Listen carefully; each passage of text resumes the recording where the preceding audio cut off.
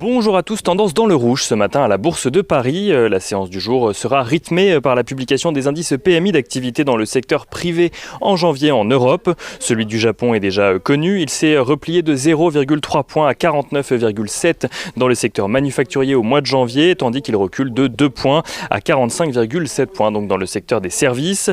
En attendant ces indices PMI en Europe, les investisseurs regardent la clôture de Wall Street où le S&P 500 et le Nasdaq ont inscrit de nouveaux records. Le Nasdaq qui était notamment porté par Intel qui a dévoilé des résultats supérieurs aux attentes. Le géant américain des puces a réalisé un chiffre d'affaires en 2020 de 77,9 milliards de dollars, enregistrant au passage une croissance de 8% sur un an. Une croissance portée notamment par la forte demande d'ordinateurs cette année en raison du travail à domicile.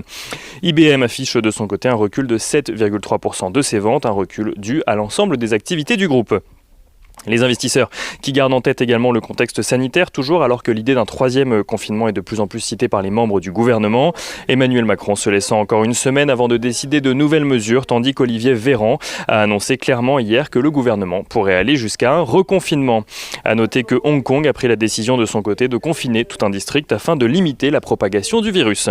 Côté valeur à présent à Paris, on notera que Rémy Cointreau publie un chiffre d'affaires en net rebond au troisième trimestre de son exercice décalé. Le groupe de spiritueux prévoit également une croissance organique de son résultat opérationnel courant sur l'ensemble de son exercice.